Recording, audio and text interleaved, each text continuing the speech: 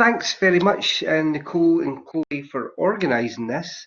I suppose very briefly to introduce myself, I'm Chris. I manage a public engagement with research unit at the University of Aberdeen, but I spent the last 15 years prior to working at the university as I worked as a city historian in Aberdeen. So I worked for Aberdeen City Council, and part of the job of city historian was that I was in charge of Aberdeen's commemorative plaques. So hence the talk today.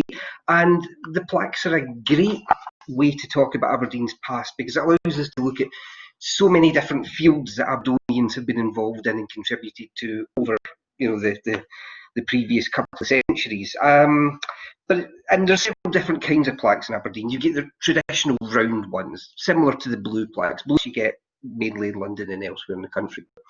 Aberdeen's got its round plaques. They're not blue. In Aberdeen's case, they're yellow. The City Council took that decision in 1979 to make them yellow, not blue, really to make them distinctive and not the same as the blue plaques. And we also have court plaques, which so the round plaques normally commemorate people, and then the court plaques, and I'll reflect on a few of these, they commemorate places in Aberdeen's history. And then there's also some older plaques, 19th century ones, and I'll go into some of them as well.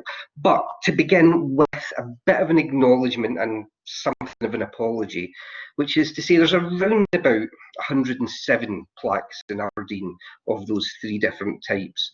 In total of 107 plaques, there's about 77 of them are for people, and the other number are for places and events in Aberdeen's history.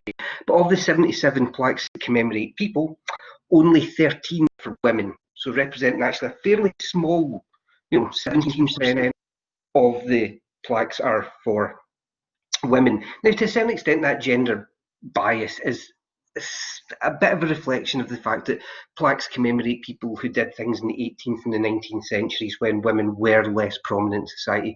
Plaques which reflect the 20th century have got much more in the way of a sort of a balance within them. But to balance that out, I'll begin with this plaque in Aberdeen, which is on the Quaker Meeting House, which is just off of Crown Street, and the plaque is, as it says here, in memory of Lilias Gillespie Skean, born maybe 1626, maybe 1627. It's not entirely clear when she was born, died 1697. Now, this is a good plaque to start with because I think Aberdeen's the only city in Scotland which has a plaque for a woman who achieved something in the 17th century, and it's the fact that she was a poet and a Quaker that's important. She was born, as I say, 1626, 1627. She came from, really quite Presbyterian stock, and she was a steadfast Presbyterian herself, which is to say, Church of Scotland. And in fact, so such a steadfast Presbyterian that one of the ministers of St Nicholas Church, the Mither Kirk for Aberdeen, described her as, quote, a true lover of that glorious gospel. But with Quakerism, which spread really at the time of the civil wars in Britain, Quakerism comes to Aberdeen. Quakers come to Aberdeen really with Cromwell's army in the 1650s. And the ideas that underpin Quakerism spread rapidly in Scotland, and Quakers were persecuted mercilessly in Scotland. And Lilias Gillespie Skean converted to become a Quaker and stood up against the persecution. Now, that persecution of Quakers it's not unique to Aberdeen, but Aberdeen certainly acquired a reputation for being very forward in its persecution and prosecution of Quakers. There were certainly no religious martyrs in Aberdeen, but prosecution and persecution of Quakers really goes from the 1650s to the 1670s and 80s in Aberdeen. At one point, the main prison in Aberdeen was the Tolbooth prison, just next to the Sheriff Court today. And at one point, one of the magistrates of Aberdeen noted that they had all Quakers in Aberdeen imprisoned in the Tolbooth, quote, like salmon in a barrel. So you get that sense of, they had them all packed in there, and they fined them mercilessly. The reason the Quakers were so persecuted is Quakers were quite a revolutionary sect, if you like, when they emerged. The principal point of their ministry is the concept of God's light within. and at the basis of that lies a rejection of a professional ministry, which is to say a professional, educated set of ministers, and they also stood opposed to the traditional social hierarchy of the time. So they preached that all people could preach. They preached that women were equal to men, and this was entirely revolutionary, transgressive at the time. They sought to be buried not in consecrated ground, and they refused to take oaths. So all of this made them, really quite open to persecution.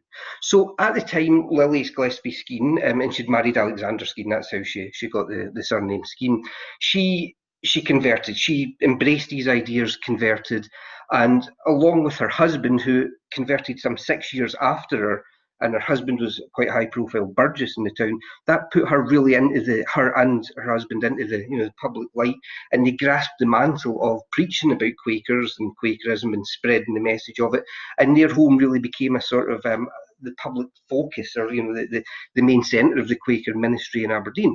So the Quakers were arrested, persecuted, prosecuted, fined, dragged into court continually.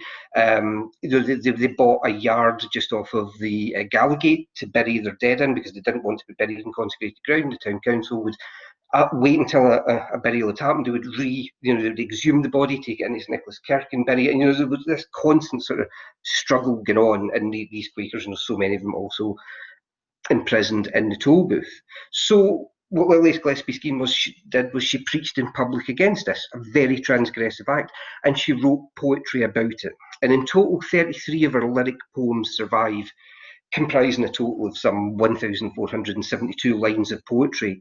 Now, the historian Gordon de Brisay has written about that body of her work, quote, "Though her surviving works of poetry and prose are few and currently exist only in archives and rare editions, they constitute the largest body of literary work by a non-aristocratic Scottish woman of her day."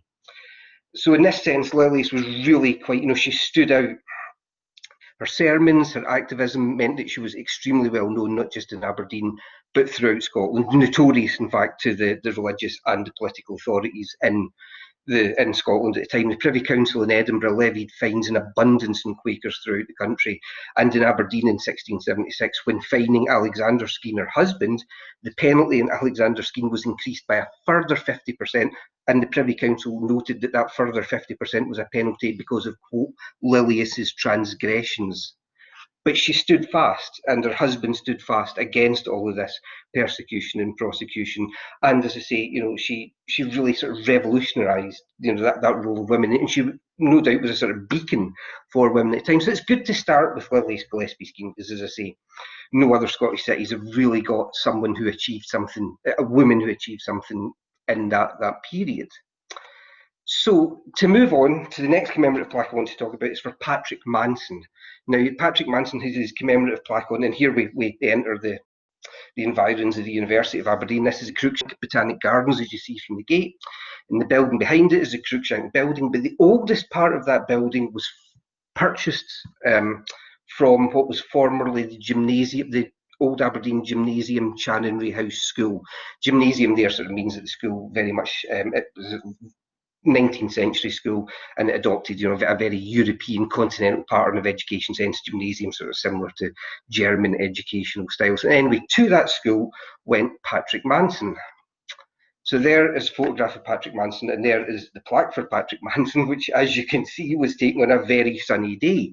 So Patrick Manson, 1844, 1922, father of modern tropical medicine, first to show that insects carry disease, attended the gymnasium, Chanonry House School in this building. As a sort of footnote to that form of words, attended the gym school in this building. When I took over the commemorative plaques, most of them said so-and-so lived whenever, was born here or lived here, and the plaques are of course halfway up a wall normally, so it did lead some commentators in the Press and Journal, obviously one of the premier newspapers of the northeast. It led one of the Mitchell of Mitchell's Diary fame, if any of you remember that, to Riley commentate, "Isn't it funny how many famous people in Aberdeen were born halfway up a wall?" So I thought, right, fine, I'm not having humour in my watch about this sort of thing, so I changed the wording from was born here to was born in this building, or attended school in this building, or whatever it was, worked in this building. So tied it more specifically into it. But anyway, Patrick Manson was in fact born in Old Meldrum, and he does have a blue plaque out in Old Meldrum which commemorates him. But he then went on to study medicine at the University of Aberdeen, graduated in 1866. After graduation, he moved to China, staying in what was then Formosa, currently Taiwan, where in 1866 he became medical officer for Formosa for the Chinese Imperial Maritime Customs. And he then moved to Amoy in 1871, and it was in Amoy that his interest in the disease elephantiasis that led him to discover that the larvae, the developmental phase of filarial worms, appeared. The tissues of these blood-sucking mosquitoes could be then traced into patients' bloodstreams. And he, through this mechanism, he was the first person to realise that insects transmit diseases. He actually got the mechanism slightly wrong. He noted through the studies that he did initially that the patients were getting ill at night, and he thought that the drinking water, which was on the nightstand next to the patient's bed, that the insects had drank out of the drinking water in the glass, and they had put disease into the water. The patient had then taken a drink of it, and that was how the disease had been transmitted. But of course, that's not how it is. It's when they actually suck blood from the person, when they bite into the person. That's how blood is. That's how the disease is principally introduced into the blood. And he then went on to correct that. He did get that right later on. And in 1883, he moved to Hong Kong, where he set up what was then the College of Medicine for Chinese, with James Cantile, and that became the medical school of the University of Hong Kong. Ultimately, he moved back to Britain, became physician to the Seamen's Hospital in 1892, medical advisor to the Colonial Office from 1897, and he was really one of the founding fathers of the London School of Tropical Medicine, who very much view him in that light. And in 1895, he suggested to Ronald Ross that mosquitoes were involved in the transmission of malaria. He then guided Ronald Ross's subsequent research, which went on to prove that connection in 1897, and Ronald Ross got knighted for it in 1922. So, really, this is the kind of, and it's always Ronald Ross who gets, and quite rightly so, the plaudits and the laudit for proving that malaria was transmitted by mosquitoes, but he did it by standing on the shoulders of giants, and that giant in this case was very much Patrick Manson. So that's Patrick Manson, biomedical plaque there, and of course reflecting on the university and its involvement as well. Now, the next plaque that I want to talk about is for this chap. He is James Gibbs, and to my mind, James Gibbs is really one of the most important architects to have emerged from Aberdeen. I mean, I'm not saying that Marshall Mackenzie or John Smith or Archibald Simpson aren't important. They're fantastically important. I just think that James Gibbs exists at an entirely different level over and above them. So Gibbs has got, as I say, he's an architect, and he has got his plaque, James Gibbs, architect, designed this building. That's the West Kirk of St Nicholas. That is, in fact, the only commission by Gibbs in Aberdeen, and he's native Aberdeen, so that's the West Kirk of St Nicholas, 1741. And was designed by himself. But Gibbs himself was born on the 26th of December in 1682, a croft just outside Aberdeen. The croft was called Fitties-Mire. Fitties-Mire was a croft sort of between Aberdeen and Fitty, which at that time was, although an independent town, was still administratively part of the town. Now, I will mention that Gibbs was in fact the son of a prosperous Roman Catholic merchant, Patrick Gibb. That his father was a Catholic was important because Gibbs himself was always strongly affiliated to the Roman Catholic faith throughout his entire career as an architect, which in the 18th century should have been a complete impediment to any public career in the United Kingdom. But Gibbs, that this was no object to him. Also, he was a Jacobite. So he was both a Catholic and a Jacobite, and both of which should have debarred him from any public office. But, James Gibbs, despite being both Catholic and a Jacobite, was fully employed and a very successful architect throughout his entire career. Going back to his father, though, Patrick Gibbs, his father was a Catholic. His father did have a very wry sense of humour. Now, I reflected earlier on about Gillespie Skene, and Skene existed at that time where the great religious rivalries were not so much between the Protestants and Catholics in Scotland, but certainly between two rival versions of Protestantism, which is to say Presbyterianism and Episcopalianism. And James Gibbs and his father very much existed in that milieu as well. And James's father, Patrick, as I say, had a very wry sense of humour, and he bought two dogs, one of which he called Luther and the other one Calvin. This was a joke which was not lost on either side, but a complaint at the time was made to the Bailey Court in Aberdeen, and it was said that the Bailey Court, now this bit's probably apocryphal, the Bailey Court, the town court, ruled that Luther and Calvin had to be executed at the Market Cross. There's no actual evidence that that happened, but that is the milieu that Gibbs very much existed within. Anyway, sorry, I digress slightly there. He was educated, James Gibbs was educated at the grammar school. He then attended Marshall College, and of his time at Marshall College, he later wrote that, quote, "I showed a great genius to drawing." So probably quite a pretentious boy, at the age of 15 at that point. But he actually left Marshall College at 15, began the Grand Tour around Europe, and that's the key thing. And the Grand Tour around Europe was funded by the Earl of Mar. So that's the Earl of Mar who led the first Jacobite rebellion. He gave him money to pursue his studies as an architect and letters of introduction to his friends round about Europe. So Gibbs went on the Grand Tour and he imbibed really the Palladian Italian tradition of architecture, and that's what he is principally sort of famous for throughout the country. Now, he's known really effectively as both a collegiate and a church architect of the first note. So these are examples of commissions by Gibbs in both, on the top left-hand side there, that's the Fellows Building in King's College in Cambridge, and on the bottom right there, that's the Radcliffe Camera in the University of Oxford, both Gibbs commissions. So as I say, collegiate architect of the first order, and also, right, I'm sorry, that didn't look like that when I made my slides up earlier. I apologise, but these are two churches in London. The one which is vertical is St Mary le Strand, and possibly the more important one, the one which has flipped round and is now on its side, is St Martin in the Fields, both commissions by Gibbs. And St Martin in the Fields is a fantastic church.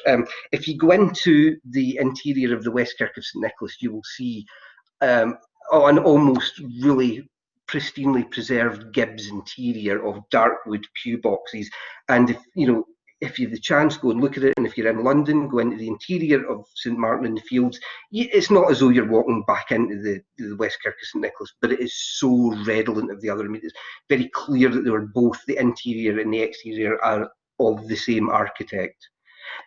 Gibbs is also the only British architect to actually have a piece of architecture named for him, and that's this doorway. That's the Gibbs surround. So in the drawing of it, that's in Gibbs's architectural manuals, and then the photograph on the right-hand side, this time the right way up, is the doorway of St Martin in the Fields, and very clearly you can see that the doorway of St Martin in the Fields there, it's a Gibbs surround. And if we go to the main doorway, which faces onto Union Street from the West Kirk of St Nicholas, again, you can see very clearly that this is a Gibbs surround. So you can see, it's minus the pediment at the top, but you've certainly got that string coursing, if I can call it that, coming down the sides, and the blocks going out.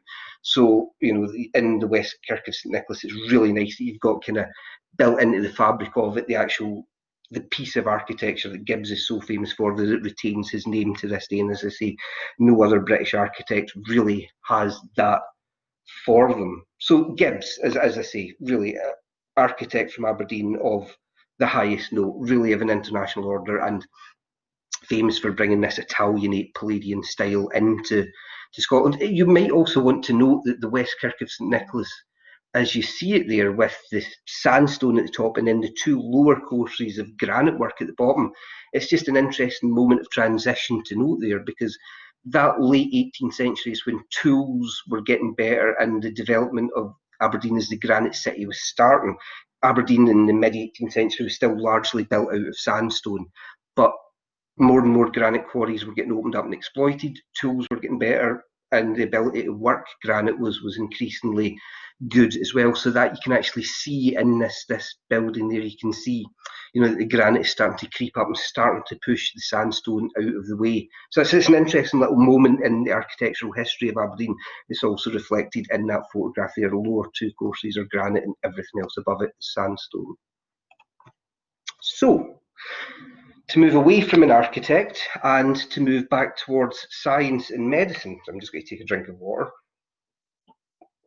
So this is a plaque for Robin Lawrence, R.D. Lawrence, 1892 to 1968, founder of the British Diabetic Association, was born in this building. This building in question is in Ferry Hill. It's in Ferry Hill Place. I believe it's number 15 Ferry Hill Place. Now, the story of Aberdeen and its connections to the discovery of insulin are relatively well rehearsed in the fact that John James Ricard MacLeod, co-discoverer of insulin and Nobel Prize winner, lived here. The lived here is Cairn Roads and Cults, where that particular plaque is. But the story of Robin Lawrence is as important to the early history of insulin and diabetic medicine in this country. It's just not as well known as the story of John James Ricard MacLeod.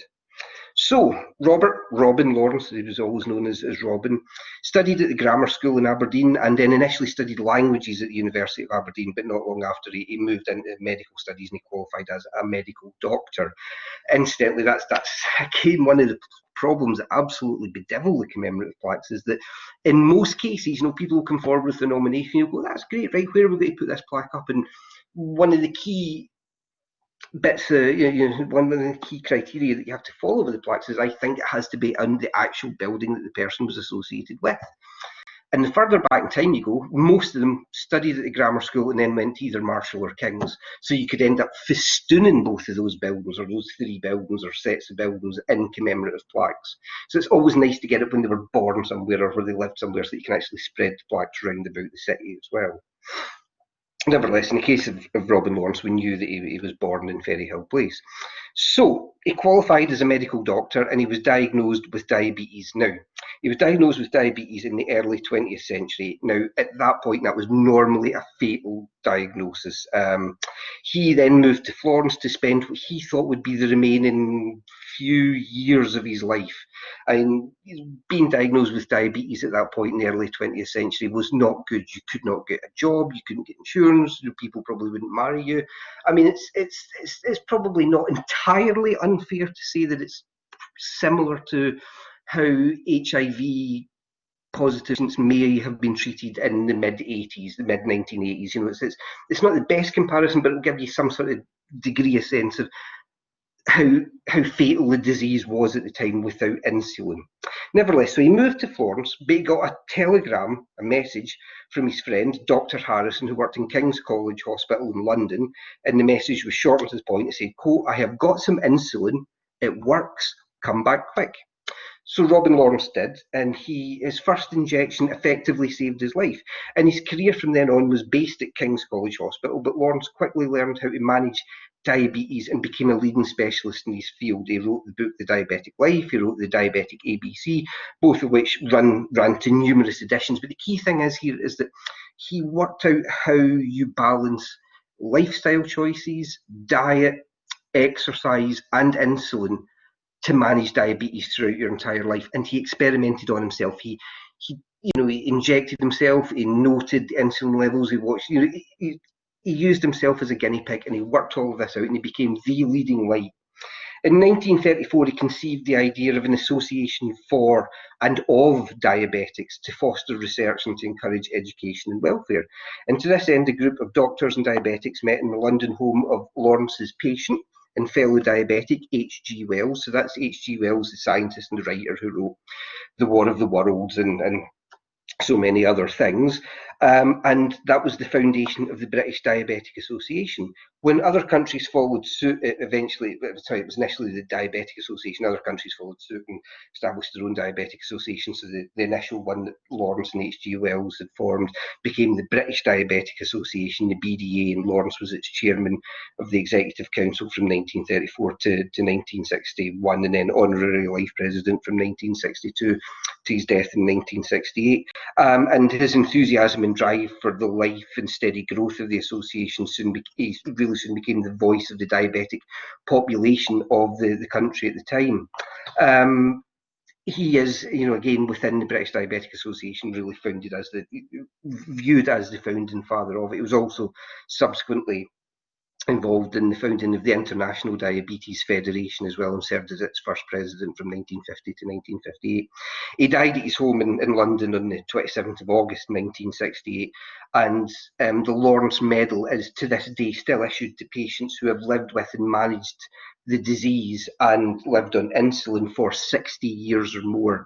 And the annual R.D. Lawrence Lecture is funded by Diabetes UK, whilst the R.D. Lawrence Fellowship, also funded by Diabetes UK, was established in 1976 to encourage relevant early stage career research into diabetes. So that's, as I say, we've got John James Ricard and Cloud, and that's a relatively well rehearsed story, but the importance of Robin Lawrence from Aberdeen to the history, story, and narrative of diabetes in both the United Kingdom and internationally is as important. So, to move on from that to Hugh Mercer, to an entirely different subject yet again. But again, we're seeing people mostly that 18th, 19th, early 20th century sort of period. This is the sort of period that most cities use commemorative plaques to commemorate people who have achieved things in. So in this case, Hugh Mercer, 1726, actually, probably it could have been born 1720, might have been 1726, but died 1777, as it says here. Jacobite in general in the American Revolutionary War, was educated in this college. This college that plaque refers to was Marshall College. So Hugh Mercer, born, I think probably as 1720, was the son of the minister William Mercer and his wife Anna Monroe. Hugh studied medicine at Marshall College from 1740 to 1744, so that's the key date, 1744. That takes you into the start almost of the second major Jacobite rebellion of 1745, the 45 as it's known. Now, Hugh's father, his sympathies very much lay on the side of the government, the Hanoverian establishment in the United Kingdom. Oh, sorry, I shouldn't say United Kingdom, I should say Great Britain at that point. But unlike his father, Hugh Mercer, his sympathies very much lay with Bonnie Prince Charlie, with the Jacobites, and he was present at the 1745 rebellion. He was present at the Battle of Culloden. He was a surgeon's mate in it. Now, after Culloden, of course, the Jacobite rebellion fails. Unlike most of his rebel compatriots, he managed to escape capture. They scattered those who could, and they were pursued as far as they could have been by the forces under the command of the Duke of Cumberland, who led the government counter-rebellion. But as I say, Hugh Mercer managed to escape capture. He fled to America, possibly late 1746, maybe early 1747. Very little is known about that, the fleeing of Mercer from one country to the next. So I should move on. That's the only authentic drawing of Hugh Mercer. But once he gets out to America, he goes and he settles in the frontier settlements at that time, in a settlement which I will try and pronounce and no doubt embarrass myself.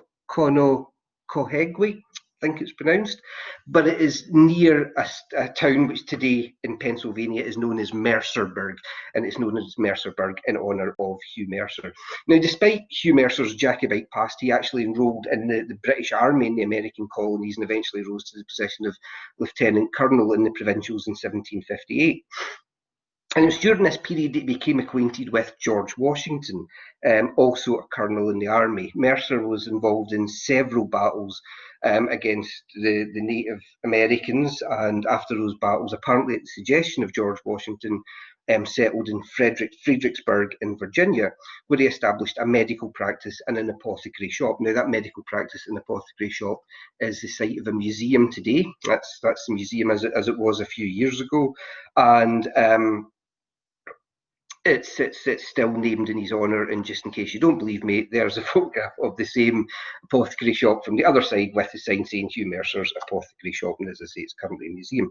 So during this time, he was a member of the same Masonic lodge as Washington, and Washington and Mercer were regular visitors to each other's homes, along with James Monroe, who eventually became the third president of what becomes the independent United States. They frequently have dinner together, and clearly his sympathies start to lie with the nascent revolutionary forces that come into play in America at that time. And despite some initial difficulties associated with his British nationality, he eventually got appointed into the nascent revolutionary forces. On January 11th, 1776, Mercer was appointed colonel to what would soon become known as the 3rd Virginia Regiment of the Virginia Line. And under him served James Monroe, future President of the United States, one of the future Chief Justices, John Marshall, all served under his command. And then in June 1776, Mercer received a letter from the Continental Congress signed by John Hancock, which appointed him to the position of Brigadier General in the armies of the United Colonies, as at that point they were still calling themselves. And he was to report to the headquarters in New York. Mercer left Fredericksburg and joined the Continental Army, so that's the nascent Revolutionary Army. He then oversaw fortification works and then accompanied George Washington on his retreat through New Jersey. At this point, Cornwallis, who led the Great British Forces, was kind of pushing really back against these revolutionary forces. So there's a retreat through New Jersey that accompanies Washington on, but he then later executes a successful attack at the First Battle of Trenton on the 26th of December 1776. However, at a subsequent battle in Princeton, very soon after that, Hugh Mercer gets knocked off of his horse, and here in this painting later painting of that scene, he gets knocked off of his horse. He's actually mistaken for George Washington. You can see George Washington in the background of the painting there under a tree, and the tree at which Mercer died is still, I think there's maybe one or two trees that claim to be the one where it was. But he got knocked off of his horse, surrounded, mistaken for George Washington, and bayoneted multiple times, and died 9 days later of the wounds that he received there on the 12th of January 1777. So that actually seems to be quite a short, self-contained involvement in the revolutionary forces, but the impact that he had was in part, it's the fact that he's one of this is sort of the blood of the martyrs that sanctifies this cause, and also his courage and his sacrifice subsequently allow Washington to gather more men, influence, money to his side, and to proceed into Princeton and to defeat British forces. Washington then moved and quartered these forces into Morristown, into victory there. And because of these victories, and he was spurred on by that close call in his life and by the death of his friend, Washington got his army to re-enlist. The French finally improve arms and supplies to the Americans, and a stunned Cornwallis pulls his forces back to New York to reassess, the surprising American success. And this initial crisis for the American Revolutionary Forces ends, and they rally their troops and effectively push the British out at that point. So in that sense, he's one of the first great fallen heroes of the American Revolution. His death becomes a rallying point, a rallying cry for George Washington, for these forces. And to that end, his stock has always been remarkably high in America. There are statues to him all across America and Kentucky. There's Mercer County named in his honour. There's Mercerburg, as we've said, in Virginia, in Pennsylvania. I think there's one in Virginia as well. But in his native Aberdeen, probably not quite as well remembered as he could be. So I want to move on now to one of our court plaques. So far we've dealt with the round yellow plaques, which commemorate people, but the court plaques, as we can see in this case, commemorate places, streets of interest. So this court plaque is for Guest Row. Guest Row is a street which runs parallel to Broad Street. It's mostly demolished now, and really only Provistine's House retains a Guest Row postcode. I'm not quite sure what the postcode for Marshall College is. Not Marshall College, for Marshall Square. I don't know if that actually retains a Guest Row or has got a Guest Row postcode, but clearly Marshall Square definitely precedes, postcedes Guest Row. But Guest Row itself is a street in Aberdeen's history. It's a relatively young street. It only evolves in about the 14th, 15th century, right in the middle of town. Its name, Guest Row, seems to be straightforward. It seems to suggest, a street or a row of houses which were guests were lodged, so hotels, hostels, hospitals for the lodging of guests. But it's not.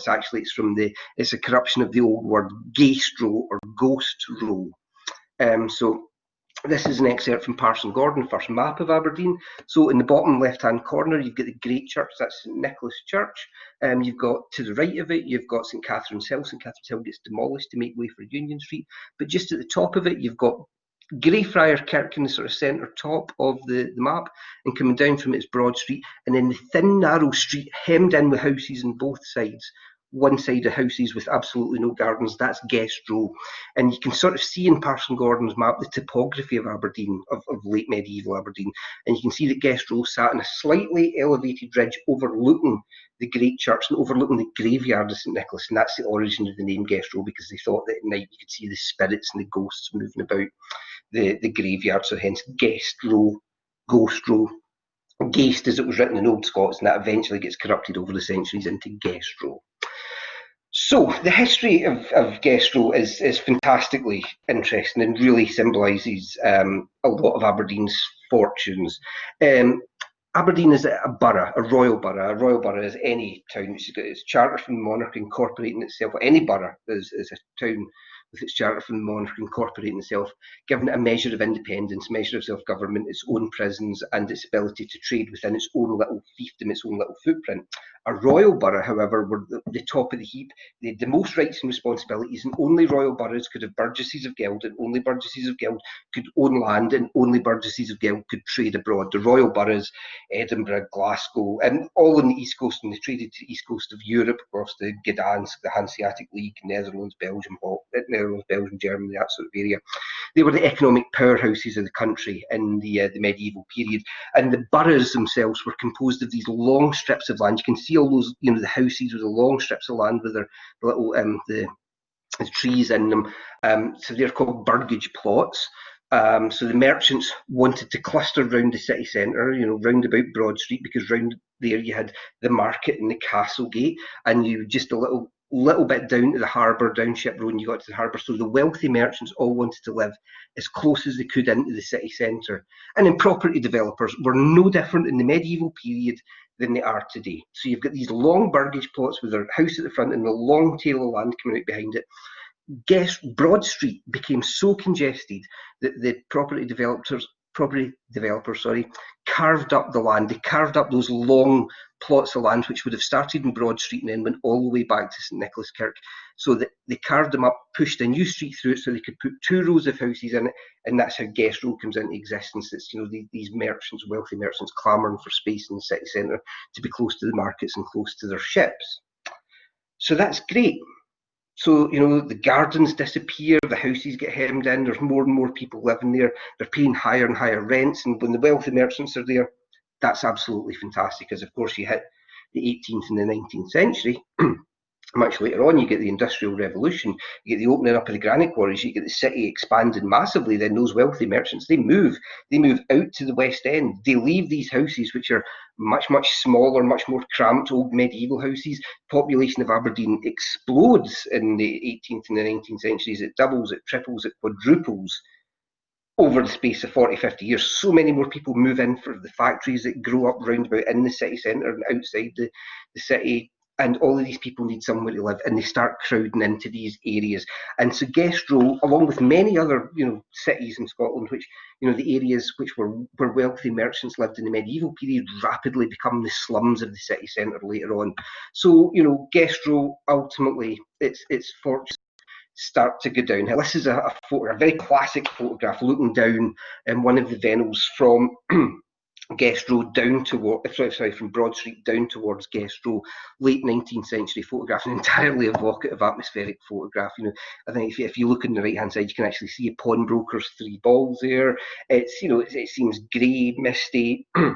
You half expect Jack the Ripper to be skulking in one of those doorways, but this is Guest Row as it starts to slide down, as it starts to be slum area.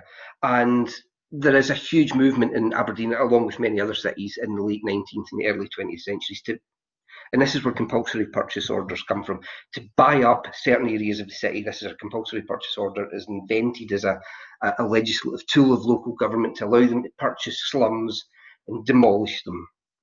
Now, this is the Guest Row area housing improvement scheme from 1925, and most of these buildings in Guest Row are earmarked for being compulsory purchased and demolished. Only one of the ones that isn't, and if you look closely at that slide, you'll see there's one which at that point was called the Victoria Lodging House and is known to us today as Provost Skeen's house. Now, most of these buildings do get built up and get demolished. And the man who's behind it is this chap, and he's Matthew Hay. So Matthew Hay is a man who bestrides both town and gown. He had a position at the university where he was a professor of medicine, and he was also chief medical officer of health in the city council. And it was he who really pushed the way for buying up plots of land and establishing parks in the city for the industrial and working classes that were called at the time to get out to exercise. He wanted sanitary improvements through the town. He wanted compulsory purchase orders to demolish areas like Exchequer Row, the harbour shorelands, streets like James Street, Merm Street, and where thousands of people were packed into terrible accommodation. And he wanted to do it because, as you can see in this cartoon of him, because he was fighting against, he's got his umbrella up in the cartoon, he's fighting against the major ills of the time, which is typhoid, influenza, scarlet fever. Cholera had been dealt with in Aberdeen a good bit beforehand, but these are the, and actually you've got whooping cough in there as well. This cartoon of him was in fact drawn for the Bonaccord and Northern Pictorial, which was an illustrated newspaper, ran for many generations in Aberdeen. Just as a small footnote though, the Aberdeen Bonaccord Northern Pictorial was a Tory publication, or rather a right-wing leaning publication, and this is a satirical cartoon, and in the commentary that accompanied it, they suggested that these ailments, typhoid, influenza, scarlet fever, were not the results of insanitary living conditions and overcrowding and lack of nutrition. They in fact suggested that Matthew Hay was wasting his time trying to combat these things, because these things were in fact the direct result of lifestyle choices of the indigent poor, in the words of the Aberdeen Bonaccord Northern Pictorial. Occasionally you read things like that and you think, well, have we moved on at all, you know? But nevertheless we have. Matthew Hay was quite right in what he did, and most of these areas were bought up, and Guest Row ultimately was demolished. Now, you lose great architecture from the medieval period, because these wealthy merchants would have built really nice townhouses. This was Thornton's Court that was off of Guest Row. So you do get historians who will wring their hands and say, oh, you know, lost Aberdeen, we lost so much in the way of fantastic architecture at that time because of this. And yes, it was lost, but it was done with absolutely the highest minded ideals possible, which was to save lives, to ameliorate the conditions that so many tens of thousands of people were living in Aberdeen at that time. So yes, buildings were lost, but lives were very much, you know, saved as a result of it. And here's a cartoon of the demolition of Guest Row, and resplendent there in the middle of it is Provost Skeen's house. So most of Guest Row being demolished just after that Guest Row Demolition Act from 1925, and Provost Skeen's house, or what we call Provost Skeen's house, not been demolished there. There's a colour photograph of Provost Skeen's house there. So, hi, I am aware I've now been talking to you for 45 minutes, and I was going to try my best to keep the talk to about no more than 45 minutes, but I have a couple of commemorative plaques left that I just want to run through. So, Alexander Gordon, this plaque is on Belmont Street. It's just next to what was formerly, was it One Up? Was that the name of the record store? It's been through a number of incarnations since it was then. But Alexander Gordon, medical doctor, 1752 to 1799, obstetrician, first described the infectious nature of childbirth fever, lived here. So that childbirth fever is also known as puerperal fever. So he was, you know, Alexander Gordon, born, as we say, 1752, 20th of May 1752, was born at Milton of Drum. He then took his medical degree at Marischal College, which he attended from 1771 to 1775. And he then studied medicine at Aberdeen Infirmary, which today is, of course, Aberdeen Royal Infirmary. There is Aberdeen Infirmary as it was in 1749, and probably still have been vaguely similar to that when he worked there. I think, as most people know, it's fair to say that Aberdeen Royal Infirmary is a bit bigger than that today, but you know, it's a very, very pastoral thing. But that's in the Woolman Hill site, so that's where ARI originally came from. So that's the building that he worked in there. He then he joined the Navy as a surgeon's mate, practiced in a number of vessels. He eventually left the Navy in half pay and settled in London, and it was there that he experienced epidemics of puerperal fever, of childbirth fever. Now, these epidemics of childbirth fever really are a direct result of the creation of what are called lying-in hospitals. And the lying-in hospitals, well, the lying-in hospitals allow puerperal fever to spread. They don't cause it to come into existence in the first place, but they allow for great epidemic spreads of it. The primary purpose of these hospitals was to provide physicians with training in obstetrics in general, and in particular with use of forceps for deliveries. So lying-in hospitals came into existence in the 17th and 18th century, and then you have epidemics of puerperal fever thereafter. Hospitals for childbirth, really, there's at that time there's no knowledge of antiseptics, of epidemiology. Patients were subject to crowding, frequent intimate examinations, use of contaminated instruments, dressings, beddings, all contaminated, and it was common for a doctor to deliver one baby after another without washing their hands or even changing their clothes in between. The first recorded epidemic of puerperal fever in Europe is 1646 at the Hotel Dieu, a lying-in hospital in Paris. And then, really from there throughout Europe and America, consistently reporting death rates of between 20 and 25% of pregnant women, punctuated by intermittent epidemics of up to 100% fatalities. And this these epidemics that bring Gordon really first into contact with puerperal fever. He moves back to Aberdeen and he becomes an able manager of the Aberdeen pharmacy and a very well-respected doctor around the town. And if you read the Aberdeen journals from the time, they're full of reports and anecdotes on his career as a doctor. And one from the 24th of October 1791 in the Aberdeen Journal reported that he assisted in the birth of a baby which measured 2 foot in length and weighed 16 pounds. Well, you can see why that one made its way into the newspapers, But also it shows you that he was very much involved directly in midwifery at the time, and he then went on as both a practitioner and a teacher of midwifery. And it's in an outbreak of puerperal fever in what's called Printfield at the time in Aberdeen, what we would call Woodside, that he really first of all comes into major, really direct, intimate contact with it, and is actually involved in helping women give birth as a midwife himself, effectively, at that time in Woodside. And he sees the spread of disease, and he makes the realisation that it has been transmitted from woman to woman by the midwives and doctors themselves. He observes this directly, and he wrote, quote, "The disease seized such women only as were visited or delivered by a practitioner or nurse who has previously attended patients afflicted with the disease. It is a disagreeable declaration for me to mention that I was myself the means of carrying the infection to a great number of women," end quote. So he suggested purification and fumigation of potentially suspected infected chambers by the burning of lime. He published these results in 1791, actually to almost universal opprobrium. Nobody believed him. He was almost drummed out of his native Aberdeen, where he was lambasted and accused actually of even having invented the disease himself, and purely in order to sort of make his name. Also, in a twist of fate, most of the laudits for the discovery of the mechanism of transmission of puerperal fever goes to Ignaz Philipp Semmelweis, a Viennese physician who was actually unaware of the earlier publication by Gordon of this observation. I've met and spoke with the curator of the Semmelweis Museum, which is in Hungary, and they do recognise that Semmelweis was later than Gordon, but Semmelweis is sort of generally recognised as being the person who did this. But actually, Alexander Gordon's observations are earlier and are published, so it's very easy to trace. So, moving on very quickly to Meredith Brown. Now, that plaque is up on D Street, at 78 D Street. She is a social reformer of the first rank, really, of the 19th century.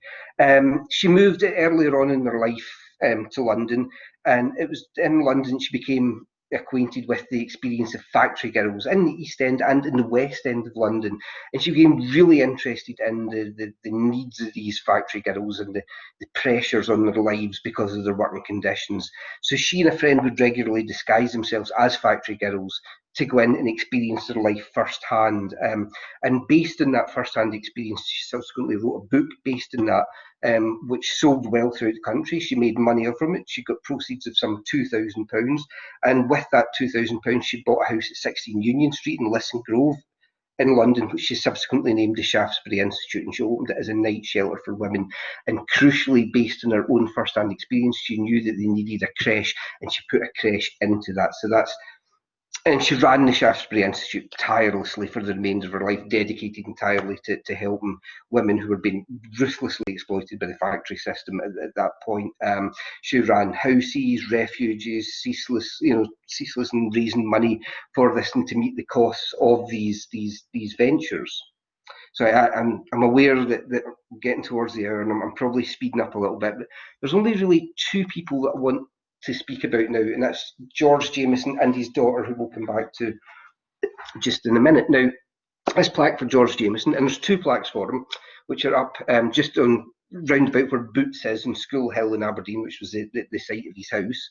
His house has been demolished, but the plaques were preserved and then built into the buildings, which subsequently were built there. Now, George Jameson is the first great Scottish portrait painter of any note. Key figure in the development of portrait painting, really, in Scotland. Jameson himself attended the grammar school, which was just next to him in School Hill. He's then thought to have gone on to further education at Marischal College. Legend has it that he then went to study portrait painting under Rubens in Antwerp with Anthony van Dyck, who was there at the same time. In fact, George Jameson is often known as the Scottish Van Dyck. He's not the Scottish Van Dyck.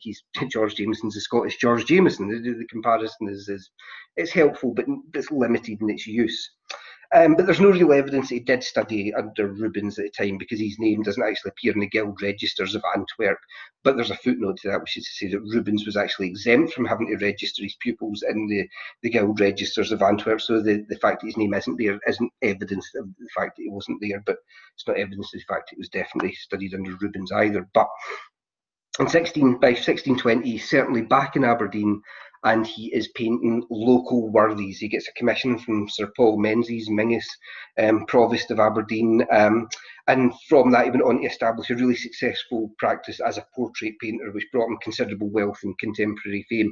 And it's really burgesses and academics from around about Aberdeen that he paints. And this is a painting of him, pointing back to, so many, self-portrait, pointing back to so many of his own paintings. As you can see, not all portraiture, there's also some other forms of painting in there as well. I have spoken to some experts in art who say that whilst he's very important in the history of Scottish portrait painting, that his hands, which feature quite predominantly in a lot of them, are not of the best that they could be.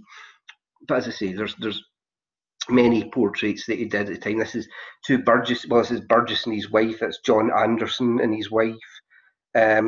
That's portrait of that he painted of one of the most romantic and important figures in Scottish history. That's James Graham, the Marquis of Montrose from the 17th century, the man who almost won the Civil War for King Charles, but a man who changed sides as well. He's famous for a number of things. There's a whole separate talk about James Graham and the fact that he sacked Aberdeen on a number of occasions from both sides during the Civil Wars. But anyway, that's a different story. Jameson married Isabel Tosh. With Tosh, he had a number of sons. None of the sons made it out of childhood. He had two daughters. That's Marjorie Jameson there, and another daughter, Mary Jameson. But it's right that George Jameson was commemorated by commemorative plaques, and two of which, this is the other plaque there, which was erected after his house was demolished, and it was erected early 20th century, before the modern commemorative plaque scheme and legislation came into existence in Aberdeen City Council. Well, certainly an early 20th century plaque was put up long before that, because it was me who wrote the new policies in 2001, I think it was. Anyway, the house in which they lived, which is currently where Boots is in School Hill, that's the one that was George Jameson's house, and there it is boarded up to be ready for demolition. So on that was the original plaque with the engraving of Jameson himself, and then once that house was demolished, they preserved that plaque and made the new one and put them onto the houses. That Boots is one part of it, and there's another house built in the same part of there. But it's fantastic 17th century Scottish townhouse with pepper pot turrets. I mean, it's just a great bit of Scottish borough architecture, which was demolished in the late 19th, early 20th century. Now, the building itself is important as well, because the building was probably built by George Jameson's father, who was Andrew Jameson, who was a master mason. And Andrew Jameson doesn't have a commemorative plaque, but probably ought to. In fact, 3 generations of that family ought to, and I'll come back to the 3rd generation in a minute, but just to reflect briefly on George Jameson's father, Andrew Jameson, the master mason, because he certainly built that building. He also built the Brig of Balgownie as we see it today. Now, the early history of the Brig of Balgownie is lost to us, but the Brig of Balgownie as we currently see it today is the result of 3 contracts which were issued between about 1601 and 1609 by Aberdeen Town Council to rebuild it, and they were all issued to Andrew Jameson, Master Mason, and he was, as I say, the father of George Jameson. So he certainly rebuilt the bridge, probably in the same pattern that it had been in the medieval period, but the one that we see and walk across today is a result of the work of the father Jameson, and father to George Jameson. And he doesn't have a commemorative plaque, as I say, but he should. And he also built what we call Provost Ross's house, which is part of the Maritime Museum, and there it is in Ship Row. Now, the third member of that, before I get to the third member, he also built this house, which is Adie's house.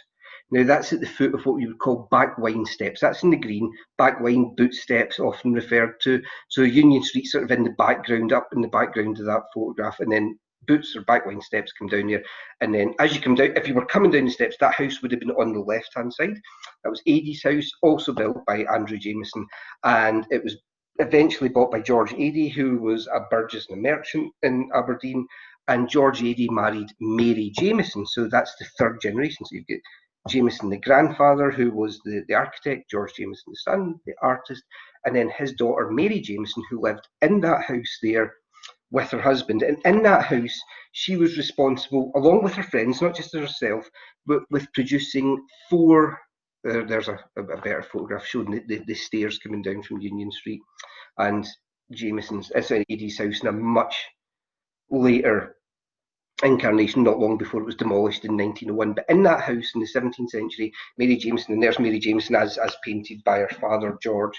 Mary Jameson, along with her friends, are responsible for producing 4 embroidered hangings. These are not tapestries, they're embroidered hangings, and they're unique survivals in Aberdeen's history. They produced 4 of them showing biblical scenes in that house. They all hang at the back of the West Kirk of St Nicholas, so that's the back facing back wind.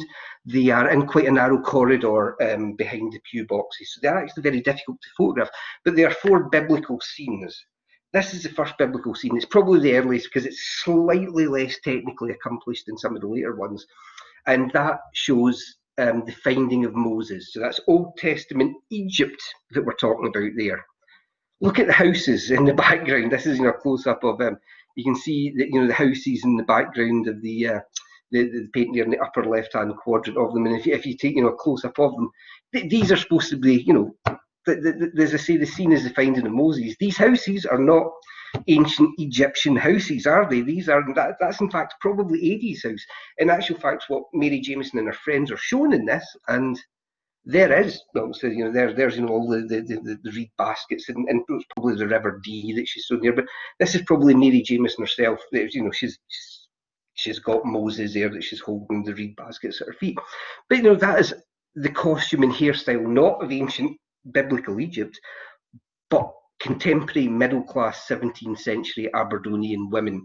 This is as close as you get to self-portraiture by this sort of person. This is again a woman expressing her style, her hairstyle, her pearls, her clothes, all of that, and showing the milieu that she lived in. And that is the Bridge of Dee in the background. You can't say it's the Bridge of Dee because it's got a gate or port at one side of it, and that was on the Kincorth side of it, because the James Graham, the Marquis of Montrose, destroyed that at the first time he attacked Aberdeen at the start of the Civil Wars, and the Civil Wars are very relevant to this. So that's the earliest embroidered hanging that Mary Jameson and her friends produced, is that one, the finding of Moses.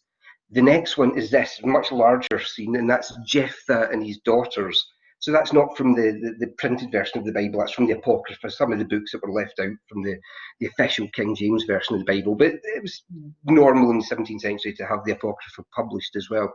So Jephthah and his daughters, it's Jephthah was one of the tribes of Israelites who had went out to fight other tribes at the time, and he prayed to God to send them to victory. And he said, if you send me to victory, when I return to my house, the first person who comes out of the door, I will give to you as a burnt offering. That's the original expression, burnt offering. And of course, he goes out to victory and he comes back to his house, and the first person out of his door is his daughter.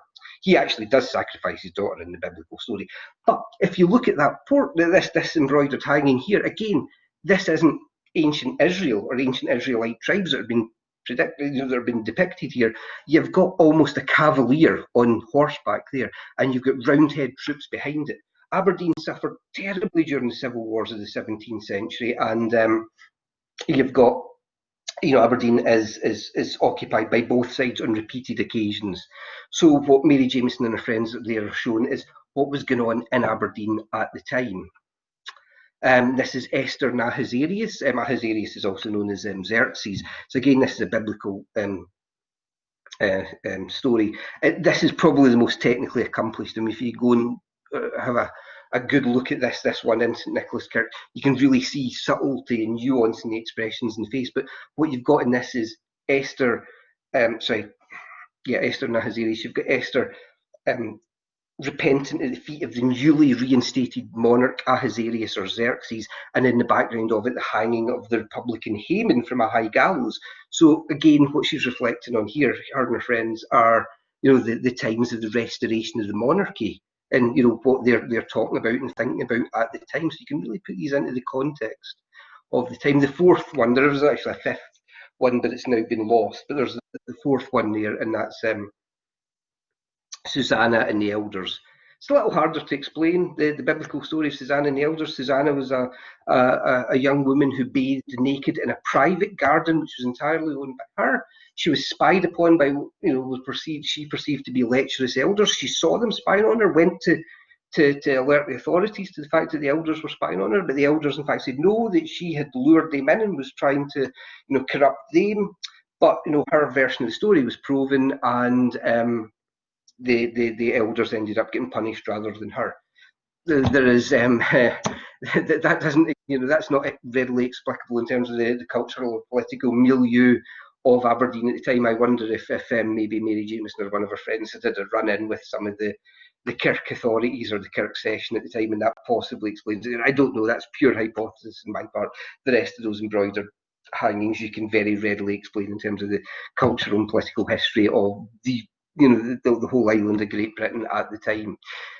The point about Mary Jameson is she doesn't have a plaque because the building in which she lived and worked and achieved these great things is gone. Edie's house was demolished in 1901 and no plaque exists for her, but her work has survived. No plaque exists for the grandfather, the architect, the master mason, sorry, I should say rather, an architect who built the Bridge of Dee and so on, and these names should rightly be connected with them. So plaques are a good and a bad thing because it allows you to commemorate people, but also the nature of the regulations around about them quite often might mean you might miss people who would certainly deserve a commemorative plaque. So I've now spoken to you for just over an hour. I apologise for running over the hour, but I see that a few questions did pop up there, and I can certainly answer ones now. But Nicole, if you want to let people ask questions, I don't know how it works now.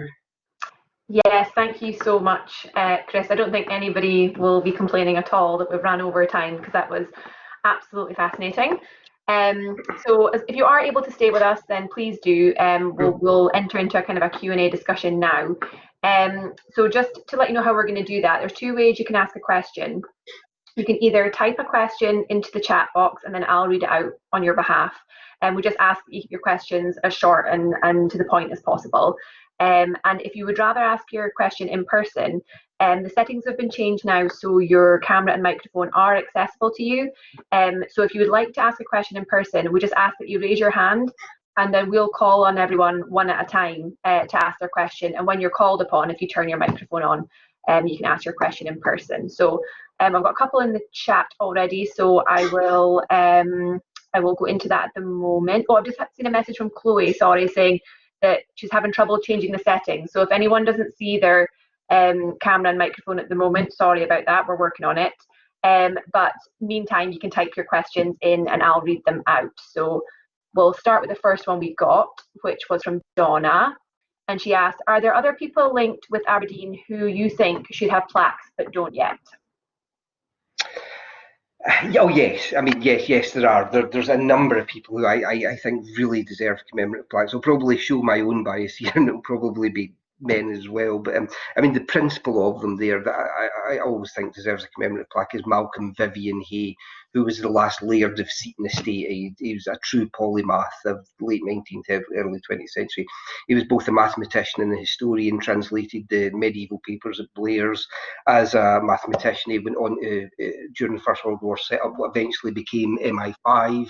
And during the Second World War, he was an early converted earlier onto Zionism, to the belief that Jewish people needed a home state, and that the persecution of Jews that was happening under Nazi Germany went over and above normal persecution, and said, you know, we need to bomb railway lines, and wrote books about it, and learned Hebrew himself and became a correspondent of Chaim Weizmann and other founders of the State of Israel. And, you know, again, he's commemorated only really effectively in a fountain which marks the site of his house, but his impact is truly international. There are so many of these examples there.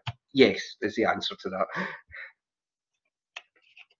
Okay, thank you very much. Let me see what else we've got. Someone has asked, some of the figures are not essentially true Aberdonians, e.g. Mercer. Well, yes. Okay, that's an entirely fair point, but this is, you know, when I reflected on Guest Row, Aberdeen, as I said, was a trading port, and Aberdeen has always been a really outward-looking city. There was when you look at the Burgess registers of medieval Aberdeen, the tax registers, and, you know, there's poll taxes from Aberdeen going back to, you know, the 16th, 17th century, because you can't keep a good idea down, you know. Aberdeen was a very international community. People moved in and out of it, traders from all around the world, and to this day, Aberdeen is a very, you know, outward-facing place as well. So, you know, it's always very welcoming. So, I mean, what does an Aberdonian mean? I'll take myself as an example here. I have lived and worked in Aberdeen for 20 years, but I'm from Airdrie, which I'll say very quietly. I'm certainly not from Aberdeen, from the west coast, just outside Glasgow, but I view myself as an Aberdonian by adoption. You know, this is the city which I love, I live in, you know, my house, my wife, family here, and I would never move away again. So, you know, I think we can be wider in our interpretation there. Okay, thank you. Tracy's asking, do you do plaque tours in Aberdeen, Chris? Yes. Under very different circumstances, very happy to do so, yeah. I have done them in the past and will happily do them again. It's a good way to get out, round about, and see the city and talk about the architecture as well, yeah. Well, we can maybe do an alumni event when the world settles down a little bit. Indeed. So we've got someone asking, will or can these people be part of the famous Aberdonians in the redesigned Provost Schemes House? I believe some of them undoubtedly will be. That's not a process that myself or the university is involved in. It's very much the Aberdeen Art Gallery and Museums part of Aberdeen City Council that's taken that forward. And they run, my former colleagues in Aberdeen Art Gallery and Museums, they run the Commemorative Plaque series. So yes, they will certainly be reflecting on these people in that. And their own collections reflect a lot of this as well. So yes, they undoubtedly will be. Super, thank you. We've got kind of a comment from Clive Kennedy. He says, the local Aberdeen Association of Civil Engineers are looking to install plaques and have recently gained a coat of arms from Lord Lyon to add to these, and would welcome input on new related plaques. Oh, right, yes. I mean, in that case, I can respond directly to Clive at some point. If Clive maybe has contact details, I can put him in touch with directly with the former colleague of mine who now runs the scheme, and will be able to advise him exactly as to how to do that. And congratulations, Clive, and to the civil engineers for getting Joe Morrow to give you some new armorial designs. It's always a good thing. That's great. Clive, if you want to drop us an email to the alumni inbox, it's alumni@abdn.ac.uk. I'll put it in the chat as well. Then we can certainly link you up. Let me see if there's anything else.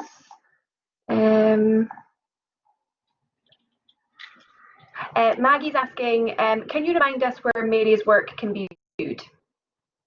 Ah, right. Yes. No, that actually, I'm not sure that I can off the top of my head. Archivally, as Gordon de Brescy had noted, it's scattered round about Scotland. I think some of it's certainly in the National Library.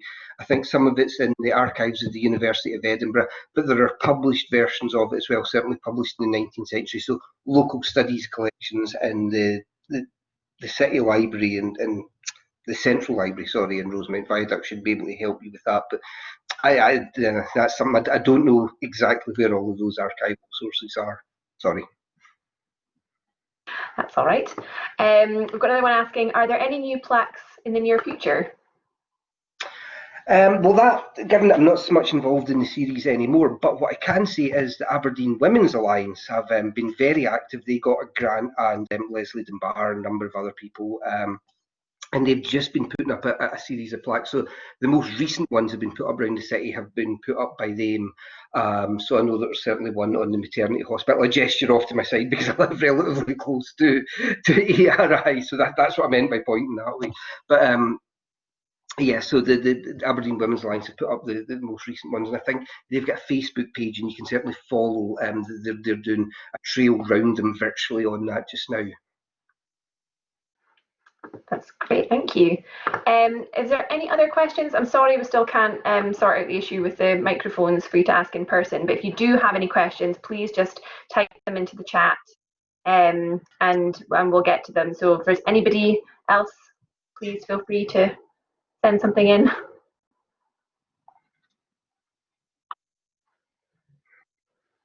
think that might be everybody. We're getting a lot of thank yous at the moment, so well, you're very welcome. And I'd like to say a huge thank you to Chris for taking your time to do that with us this afternoon. It's been fantastic.